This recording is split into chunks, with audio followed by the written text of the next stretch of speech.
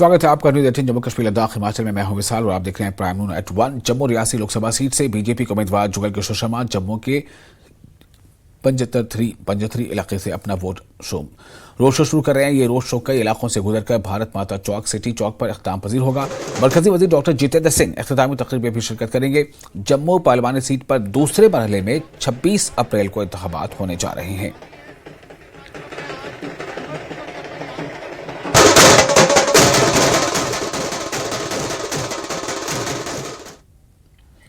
PDP सदर महबूबा मुफ्ती ने कहा है कि इस मर्तबा का पार्लिमानी इलेक्शन सड़क और बिजली के लिए नहीं है बल्कि बड़े मकसद के लिए है। महबूबा मुफ्ती ने कहा कि 2019 के बाद जम्मू कश्मीर के लोगों के हुकूक छीने गए हैं और लोगों का दम घुट रहा है। इस सूरत हाल से निजात दिलाने के लिए उन्होंने पीडीपी को वोट देने की अपील की है। आज अलग हालात 2019 पे गए हालात बदल। वनकस पार्लियामेंट इलेक्शन यह तार तो बिजली तो ट्रांसफार्मर खतर जो खुदा खतर याद यह अम खतर दम गो पतम 5 वरी यस कत बनान करान यस नौजवानस वत पे मोबाइल थप दिवान पे वुचान वातान पुलिस स्टेशन दपान चाव ना पाकिस्तान फोन करता सदी में मगर तम दो ब्रो टास्क फोर्स वोल यपोर इखवान यपोर मिलिटेंट यह हत बहित आज जिस खौफ हत बहित कह गरन मज इंसान दपान कत कर जोर रटित मन आज जागन 2019 पे सन जमीन जागन बिजली फीस सास बदे पावर सोन मगर इस्तेमाल कट ग बेरोजगारी गई तीस कि नौजवानों लग वन ड्रग्स खे सोन गसान सोरे मुश्किलात हालत मुश्किलात मगर तुम पता पतमिस इलेक्शनस में 2019 मज हाव तुम पी नाराजगी मे खिलाफ तो त्रो न वोट कह मगर घर मज द्राव कह मगर बह रोजस तोते पन कत कर मे कर सब कह यम सात चाहे नौजवान सान जेलन मज बाकी मुश्किलात आये बह द्रायस मे कर पन कत बदस तो बराबर मगर मेन आवाज तेल शरफ ये मेन आवाज पी आवाज यह कोशिश निभाव यह जमीन अमिस निभाव यम जंगल दपान तुम गास तुम करो खाली यह सरकारी जमीन तुम करो खाली। और श्रीनगर के मज़ाफ़ाती इलाका गौरीपुरा सोजेट में एक मकामी शख्स के घर पर एनआईए ने छापा मारा। कई घंटों तक इस घर पर तलाशी कार्रवाई जारी रही। एनआईए की टीम इस घर के 2 से 3 लोगों को तहकीकात की गरज से अपने साथ ले गई। बताया जा रहा है कि अलहदगी पसंदों के साथ वाबस्तगी के मामले में ये छापामार कार्रवाई अंजाम दी गई है। एनआईए की टीम के हमरा पुलिस और सीआरपीएफ भी थी। उधर श्रीनगर के मुख्तलिफ मकामात पर भी एनआईए ने छापे मारे हैं।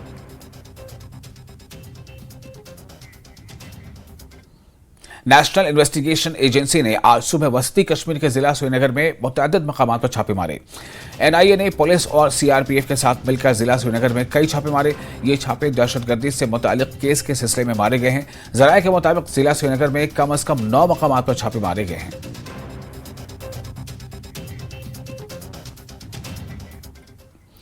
कांग्रेस लीडर भरत सिंह सोलंकी ने दावा किया है कि जम्मू रियासी लोकसभा सीट पर लोगों की भरपूर हिमायत पार्टी को हासिल हो रही है। जम्मू में कांग्रेस की आज मीटिंग हुई जिसमें इंतखाबात पर तबादले ख्याल किया गया। सर, जम्मू रियासी का चुनाव आने वाला है। अभी पोलिंग 26 तारीख को होगी। आज भी आपने मीटिंग करी है, तो किस तरह की तैयारी है और क्या उम्मीद है कांग्रेस को इस कॉन्स्टिट्यूंसी से? जम्मू रियासी पार्लियामेंट के चुनाव के लिए हमारे प्रत्याशी रमन भल्ला जी पूरी कॉन्स्टिट्यूंसी में घूम रहे हैं, सबको मिल रहे हैं और हमारे सभी सीनियर लीडर्स पीसीसी अध्यक्ष से लेके हमारे उधमपुर के उम्मीदवार लाल सिंह जी के साथ और बाकी के यहाँ हमारे जो लीडर हैं जम्मू के एक्स मिनिस्टर्स हैं, पीसीसी के चीफ, बाकी के लोग हैं, सब अपने इलाकों और दूसरे इलाकों में घूम रहे हैं और जनता के साथ, लोगों के साथ मिल रहे हैं, उनको प्रार्थना कर रहे हैं, गुजारिश कर रहे हैं, समझा रहे हैं कि आने वाले समय में हमारी पार्टी ने जो राहुल गांधी ने 5 गारंटी दी है उनके बारे में और बीजेपी ने क्या क्या रूल किया वो तो जनता जानती है। ये प्रचार प्रसार बड़ा तेजी से चल रहा है। ये पिछले 2 ही दिन बचे हैं, इसमें प्रचार को बड़ा तेजी से बढ़ा रहा है। तो अगर प्रचार की जैसे आपने बात की तो कांग्रेस का ये कहना है कि जो पार्टी के जो अकाउंट्स हैं वो फ्रीज हो गए थे, उसके बाद पैसा इतना ज़्यादा पार्टी के पास नहीं रहा। तो क्या हम ये माने कि पर्याप्त धन अवेलेबल था ताकि पूरी तरीके से पार्टी प्रचार कर सके? देखिए, जब हमारे अकाउंट सीज कर दिए तो हमारे कार्यकर्ता, हमारे चाहने वाले लोग सबने थोड़ा बहुत मदद कर आके हमारे पार्टी कार्यकर्ताओं को साथ मिलके कम पैसों से भी हमारा चुनावी काम को बढ़ा दिया। ज्यादा से ज्यादा कार्यकर्ता बाहर निकल पड़े, लोगों में जाने लगे, और उसी की वजह से ये जो जनसंपर्क हो रहा है तो कांग्रेस के प्रति लोगों का रुझान बहुत जल्दी से बढ़ रहा है। यहाँ अगर हम बात करेंगे, जो कोलिशन थी पहले कांग्रेस ये कहती थी कि कांग्रेस, पीडीपी और नेशनल कॉन्फ्रेंस मिलकर लड़ेंगे। नेशनल कॉन्फ्रेंस का सपोर्ट तो मिल रहा है, लेकिन पीडीपी का सपोर्ट नहीं मिल रहा है। कितना फर्क पड़ेगा जो आने वाली जो पोलिंग होगी? अगर पीडीपी का सपोर्ट होता तो क्या आप मानते हैं कि ज़्यादा हम ये कह सकते हैं कि ज़्यादा फायदा हो सकता था कांग्रेस पार्टी को जम्मू क्षेत्र की? अगर हम बात करें, देखिए, हमारा इंडिया का गठबंधन तय है और उसी तरह से काम चल रहा है। जम्मू कश्मीर बीजेपी के जनरल सेक्रेटरी विबोध गुप्ता ने उन खबरों की तरदीद की है जिनमें कहा गया कि पार्टी कैडर, खास तौर पर वादी कश्मीर से पार्टी कैडर वादी पर मबनी सीटों से अपने उम्मीदवारों को खड़ा न करने के पार्टी के फैसले से खुश नहीं है। गुप्ता ने दावा किया कि पार्टी कैडर अगरचे जज्बाती है, लेकिन वो पूरी तरह समझते हैं कि वादी से उम्मीदवार न उतारने का फैसला एक मंसूबाबंद हिकमत अमली के तहत किया गया है। जब से बीजेपी ने यह फैसला किया है कि वो कश्मीर वैली की 3 सीटों पे अपने कैंडिडेट नहीं उतारेगी, तब से कई जगहों से ऐसी रिपोर्ट्स आ रही हैं कि वैली बेस्ड और लीडर जो है पार्टी के और यहाँ जम्मू के भी कई लोग नाराज़ हैं, वो खुश नहीं है इस डिसीजन से, और कहीं ना कहीं वो चाहते थे कि वहाँ से भी इलेक्शन लड़ा जाए, खासकर अनंतनाग राजौरी सीट से। मेरे साथ इस पर बात करने के लिए हैं बीजेपी के वरिष्ठ नेता और फॉर्मर MLC विबोध गुप्ता जी। देखिए, भारतीय जनता पार्टी का कार्यकर्ता जो है वो एक जज्बाती कार्यकर्ता है, और उनका एक मन था कि यहाँ से भी अनंतनाग राजौरी से भारतीय जनता पार्टी का अपना उम्मीदवार जो है वो आता। लेकिन हम इतना जरूर कहना चाहूँगा मैं कि भारतीय जनता पार्टी और उसके साथ साथ जम्मू और अनंतनाग राजौरी के जो कार्यकर्ता हैं वो पार्टी के निर्णय से खुश हैं। कोई ऐसी बात नहीं है, पार्टी का निर्णय सबके लिए है और पार्टी का निर्णय जो है वही माना जाएगा। और उस निर्णय के तहत इन 3, क्योंकि माननीय गृह मंत्री अमित शाह जी जब जम्मू आए थे हफ्ता पहले, वो कह के गए थे कि इन 3 सीटों के ऊपर भारतीय जनता पार्टी जो है उन पार्टियों की सपोर्ट करेगी जो पार्टियां NC, PDP और कांग्रेस के खिलाफ हैं, जिन्होंने कश्मीर को लूटा, जम्मू कश्मीर को में आतंकवाद में झोंका, और जम्मू कश्मीर को अंदर उन्होंने परिवारवाद को लेकर, भ्रष्टाचार को लेकर राजनीति की, भाई भतीजाबाज की राजनीति की। उन लोगों को जो है हराना है, और उनको हराने के लिए एकदम एक मुश्त होकर जो लड़ना होगा। इसलिए जो भी उम्मीदवार इन नेशनल कॉन्फ्रेंस, कांग्रेस और PDP के लोगों को हराने में समर्थ होंगे, भारतीय जनता पार्टी। देखिए, मैं आपकी बात को आपने अपनी बात रखी, लेकिन ये कितनी सितम वाली बात है कि आपके जो प्रेसिडेंट है रविंदर रैना, वो राजौरी से आते हैं, वो जो वोट है वो बीजेपी कैंडिडेट को नहीं डाल सकेंगे। आप भी राजौरी से आते हैं, आप भी बीजेपी कैंडिडेट को नहीं डाल सके, तो जब आप लोग भी वोट नहीं डाल पाएंगे अपने कैंडिडेट को, तो क्या ये है? देखिए, सवाल नेशनल कॉन्फ्रेंस, कांग्रेस और PDP को हराने का है, और उसके एक स्ट्रेटजिकली इन 3 सीटों के ऊपर NC, कांग्रेस और PDP को हमें हराना है, और वो लोग जो इनको हरा सके भारतीय जनता पार्टी उनको वोट करेगी। कैमरामैन आशु के साथ समीर भट्ट, न्यूज़ 18 जम्मू। और डेमोक्रेटिक प्रोग्रेसिव आजाद पार्टी ने श्रीनगर पार्लिमानी सीट से अपने उम्मीदवार का ऐलान कर दिया है। पार्टी के चेयरमैन गुलाम नबी आजाद ने श्रीनगर के जिला सदर आमिर भट्ट के लोकसभा इंतखाबात के लिए पार्टी का उम्मीदवार बनाने को मंजूरी दे दी है। वाज़ेह है कि श्रीनगर से नेशनल कॉन्फ्रेंस के आगा सैयद रोहुल्लाह और PDP के वहीदुर रहमान पर्रा भी मैदान में मौजूद हैं।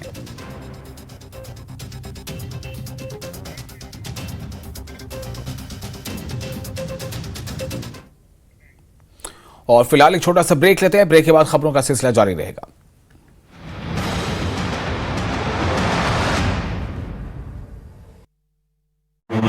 के समक्ष किया जाएगा पेश। पुलिस ने जम्मू के अखनूर में ड्रग तस्कर से जुड़ी लाखों की संपत्ति कुर्क कर आरोपी को हिरासत में लिया। पुंछ में पुलिस ने किया स्कूल के हेडमास्टर को गिरफ्तार, पिस्तौल और ग्रेनेड भी बरामद। ओवरग्राउंड वर्कर के तौर पर काम कर रहे थे हेडमास्टर। पुंछ कत्ल की गुत्थी सुलझी, पुलिस ने खातून और उसके आशिक को किया गिरफ्तार। आशिक के साथ मिलकर बीवी ने। ब्रेक के बाद एक बार फिर आपका इस्तकबाल है। वज़ीर दिफा राजनाथ सिंह सियाचिन पहुंचे और फौजियों की हौसला अफजाई की। उन्होंने न शहीदों को न सिर्फ ये कि खराज पेश किया, बल्कि वज़ीर दिफा ने सियाचिन में तैनात फौजी जवानों की खिदमत को गैर मामूली बताया। उन्होंने होली के मौके पर न आ सकने की वजह से उन्हें वाकिफ की कराया।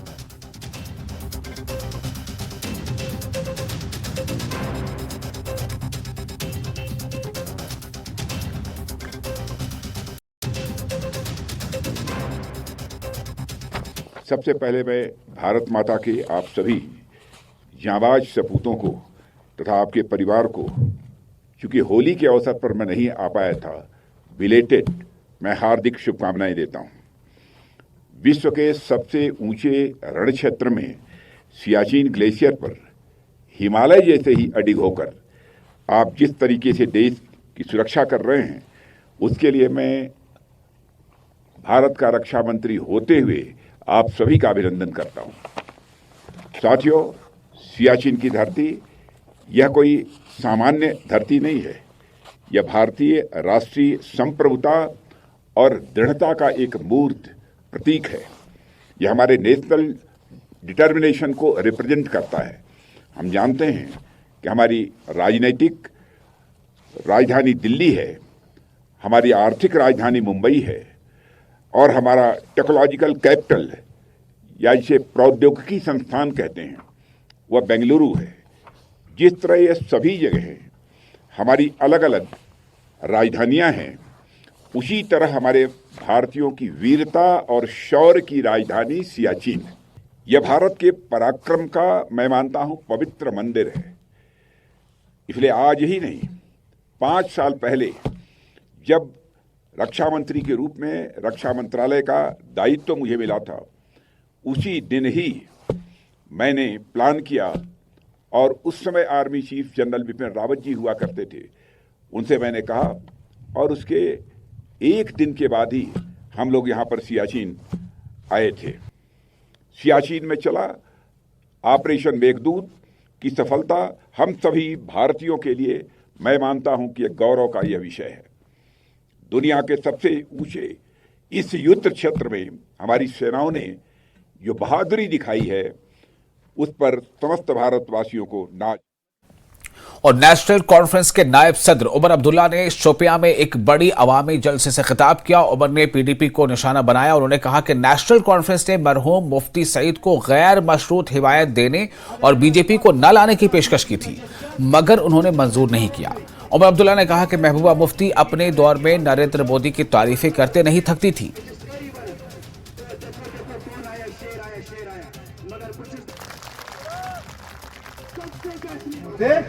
हम क्या 2015 में आपको दोस्ती का हाथ बढ़ाते?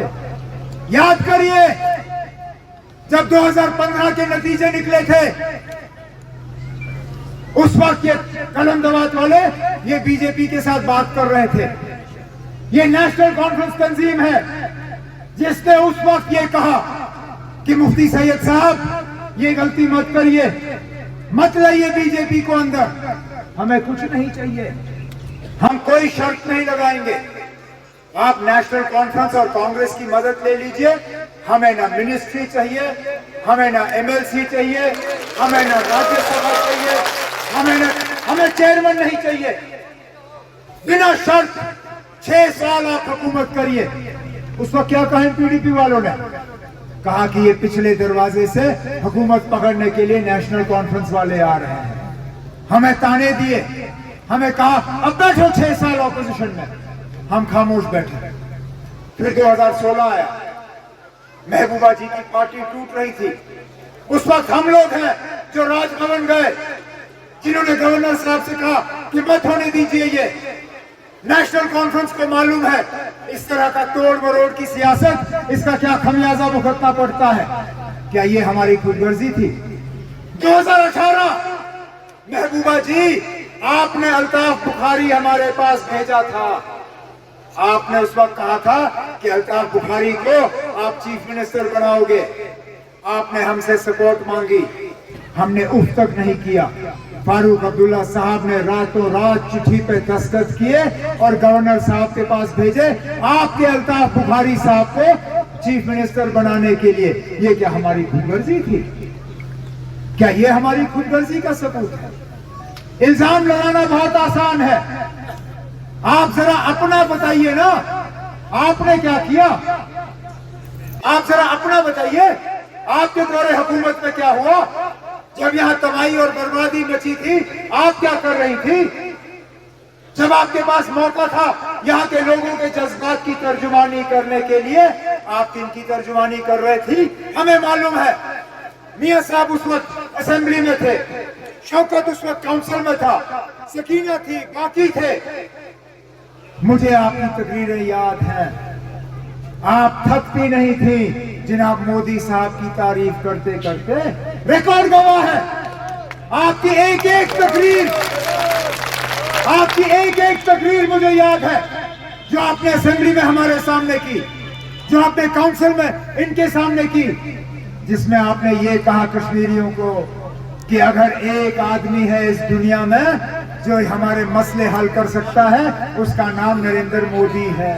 तो किए मसले हल? मिला कुछ हमें? तबाही और बर्बादी के अलावा क्या मिला? हमारी शनाख्त, हमारी पहचान, हमारा वकार, हमारा वजूद, सारा कुछ तहस नहस हुआ। आज हमसे पूछा जाता है कि 370 ने लोगों को क्या दिया? चले नाम और कुछ नहीं दिया, लेकिन इस 370 के तहत जनाब बाबा कौम शेर कश्मीर शेख मोहम्मद अब्दुल्ला ने यहाँ के लोगों को जमीन के मालिकाना हक दिए। और पीडीपी सरबराह और अनंतनाग राजौरी के लिए पार्टी उम्मीदवार महबूबा मुफ्ती ने कहा है कि एनसी के नायब सदर उमर अब्दुल्ला या किसी दूसरे सियासी लीडर के इल्जामात का जवाब देने का यह सही वक्त नहीं है। उन्होंने कहा कि ये एनसी और पीडीपी की लड़ाई नहीं है, बल्कि आज ये जम्मू कश्मीर के लोगों के हुकूक की लड़ाई है। उन्होंने कहा कि पीडीपी काफी मजबूत है क्योंकि लोगों की जबरदस्त हिमायत हर जगह देखी जा सकती है। मुफ्ती अनंतनाग के बढ़ामा, सरहामा, वाघामा और दीगर इलाकों में पार्टी रोड शो से खिताब कर रही थी। उनके हमराह अब्दुल रहमान वेरी और पार्टी के दीगर रहनुमा भी थे। महबूबा मुफ्ती ने लोगों से अपील की कि वो लोगों के एजेंडे को पूरा करने के लिए उन्हें वोट जरूर दें।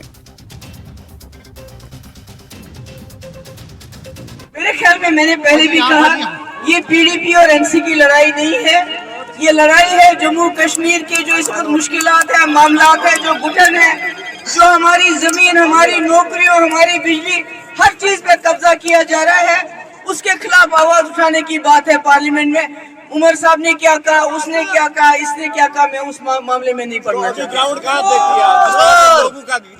आप देख रहे हैं ये जो मेरे बुजुर्ग हैं, मेरे बच्चे हैं, मेरी बहनें हैं, मेरी बेटियां हैं, आप मुझसे पूछ सकते हैं कि क्या ये क्या समझते हैं। हो सकता है मुझसे रूठे हुए थे कि कुछ वक्त के लिए, मगर आज इतनी देर के बाद दिल भर आया। ये देखिए कैसे निकले इस्तेकबाल के लिए। बहुत और नेशनल कॉन्फ्रेंस के नायब सदर उमर अब्दुल्ला ने कहा है कि मुल्क में लोगों से कहा जा रहा है कि हिंदू खतरे में है। उमर अब्दुल्ला ने कहा कि मुल्क में हिंदुओं की आबादी 80% है और मुस्लिम सिर्फ 14% हैं। उमर अब्दुल्ला ने कहा कि मुस्लिम सिर्फ अपना हक मांग रहे हैं और अपने हक से ज्यादा कुछ नहीं। एक तनाव और एक झगड़ा पैदा करने की कोशिश की जा रही है। बाकी मुल्क में कहा जा रहा है कि हिंदू खतरे में है। अरे नाब, हिंदुओं की आबादी 80%, मुसलमानों की आबादी 14%। 14% से 80% को क्या खतरा हो सकता है? हमने कभी अपने हक से ज्यादा नहीं मांगा, कभी नहीं। मुझे एक मुसलमान दिखाइए इस पूरे हिंदुस्तान में जिसने ये कहा हो कि मुझे हक से ज्यादा चाहिए। लेकिन कम से कम अपने हक की तो हम उम्मीद कर सकते हैं। कम से कम हम ये उम्मीद कर सकते हैं कि 14% आबादी में आपको कोई तो मिले लोकसभा में डालने के लिए, आपको कोई तो मिले राज्यसभा में डालने के लिए। ये पहली मर्तबा है आजादी के बाद कि इस 14% आबादी को एक भी मिनिस्टर के तौर पे मरकज में नुमाइंदा नहीं मिला। और बॉर्डर रोड ऑर्गेनाइजेशन BRO ने श्री अमरनाथ जी यात्रा की यात्रियों के लिए रास्ता हमवार करने के लिए काली माता के मकाम तक मुकद्दस गार की तरफ जाने वाले बर्फ से ढके ट्रैक को साफ किया। बाकी स्ट्रेच को साफ करने के लिए सिर्फ 6 किलोमीटर बाकी है। ये बात काबिल जिक्र है कि यात्रा शुरू करने की तारीखों का ऐलान पहले ही किया जा चुका है। सालाना यात्रा 29 जून 2024 को शुरू होगी और 19 अगस्त 2024 को इख्तिताम पजीर होगी। जिला इंतजामिया गांधरबल ने सालाना यात्रा के इंतजाम करने के लिए तमाम मुतल्लिका महकमों को मुतहरिक कर दिया है।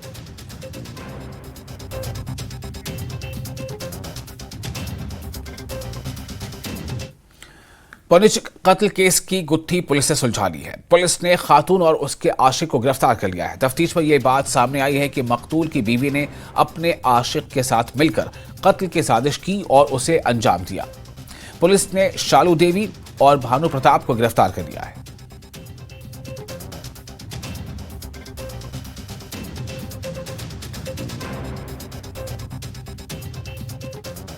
7 अप्रैल को पुलिस स्टेशन दुमाना में एक पीसीआर जम्मू से एक इंफॉर्मेशन आती है कि एक डेड बॉडी गांधीनगर हॉस्पिटल में पड़ी हुई है और उसके साथ एक लेडी भी जो है वो इंजर्ड हुई है। तो उसमें एफआईआर लगता है 85 under section 279 337 304A PS Dumana में लगता है और आईयू को डिप्यूट किया जाता है गांधीनगर हॉस्पिटल में। आईयू जब वहां पे पहुंचता है तो जो इंजर्ड लेडी इसमें है उसका नाम शालू देवी है, उसके स्टेटमेंट रिकॉर्ड किए जाते हैं। तो उसने इसको फर्दर इसमें पूछताछ की, उसके घर वालों से पूछताछ लाई गई, लेडी जो है उसके घर वालों से पूछताछ लाई गई, जो डिजीज जिसमें जिसकी डेथ हुई है नरेश चंद्र उससे पूछताछ, उसके घर वालों से पूछताछ लाई गई। तो उसमें यह पता चला कि जो लेडी शालू देवी है उसके घरवाली जो है उसका एक लड़का है, उसका नाम भानु प्रताप है जो कि भद्रवाह का रहने वाला है। उसके साथ कोई एक्स्ट्रा मैरिटल अफेयर चल रहा है। तो इन दोनों के अफेयर जो चल रहा है उसकी वजह से जिसकी डेथ हो गई है डिजीज की उसको भी प्रॉब्लम थी और इनके जितने भी घर वाले थे उनको ये प्रॉब्लम थी। ये दोनों जो है आपस में बातें करते थे काफी फोन पे और बातों के साथ साथ ये दोनों जो थे ये बीच बीच में मिला करते थे। उसने और भानु प्रताप ने ये पुलिस कस्टडी में कन्फेस किया कि इन दोनों ने एक क्रिमिनल कॉन्स्पिरेसी रची जो है ट्रैक कर दिया। ये एक मर्डर केस था और ये एक बहुत बड़ी जो है हमारी दुमाना पुलिस की एक सक्सेस है जो कि मैं इसको ब्लाइंड मर्डर।